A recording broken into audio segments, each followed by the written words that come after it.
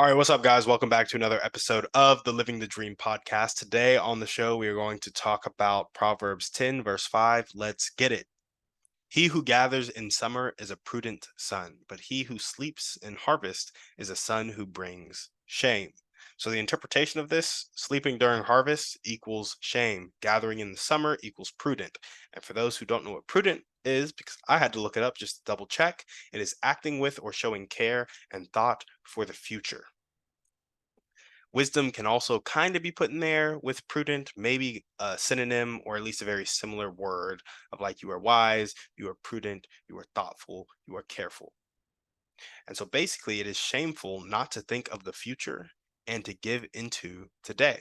So the entrepreneurial application of this is phase two of our self improvement journey: identify and release negative feelings. Why do I say that? Well, he who gathers in summer is a prudent son, but he who sleeps in harvest is a son who brings shame. So, A, you have that shame, which is a feeling. Shame feels bad. And as you identify that shame and release it, it will free you up to be more prudent. But it's also like, what causes the shame? Well, it's probably some feeling of inadequacy, which led to an inadequate action, which then led to you feeling judged, which led to shame, which then led to crappier action, crappier feelings, more judgment, more shame. And it's just negative cycle that people get stuck on. And so as you can identify and release that shame, identify and release that inadequacy, and stake your identity on what God says about you instead of what you think about you, it leads to that confidence, which will ultimately lead to that righteousness, which is something we talked about um, in the last podcast, verse 3 and 4. But keeping it to these verses, it'll lead to that prudence, right? It'll lead to you being more like God. And so identify and release those negative feelings. And then phase five, you can be more like God, positive thinking and generating positive emotion. Today is the day that the Lord has made. I will rejoice and be glad in it. How do you choose to rejoice? Well, you have to be able to generate that rejoicing, which means bowing your thoughts down to Christ and then accepting the peace that he has for you, the love that he has for you, and it will generate that positive emotion that is associated with peace and love. And then phase seven, take daily action. So, A, entrepreneurial application of this is identify and release those negative feelings so that you can get out of shame and you can reap in your harvest instead of choosing to sleep in your harvest. Reap in your harvest, don't sleep in your harvest, right? And in this verse, it might be a kind of metaphor or a lifestyle that a lot of us aren't familiar with. But the harvest can look like harvesting crops or harvesting cash flow or harvesting relationships or harvesting love, peace, and joy, the promises that God has for you. Either way, you need to identify and release those negative feelings, that shame, so that you can be freed up to act in the harvest instead of sleeping in the harvest. Phase five, have that positive thinking and generate that positive emotion by making a choice to stake your identity on something firmer than your own thoughts about yourself. And that will help you act with prudence. And then phase seven, take daily action. He who gathers in the summer, he is gathering in the summer.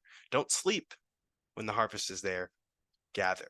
So take that daily action, which, for business, that means get up and expect for there to be a harvest. Expect for sales to be made. Expect for customers to show up. Expect for you to have the obligation to satisfy those customers and then produce those referrals, which keeps the wheel spinning and allows you to make the impact you want to make. So, where has this shown up in my life? Realizing that the harvest is all around me, and I either need to prep for it to receive it, or do both. I need to be prepping and receiving. And I do this by expanding myself, putting myself out there, and relying on awesome people around me. For example, any amount of money I've ever gotten has always come from another person's pocket.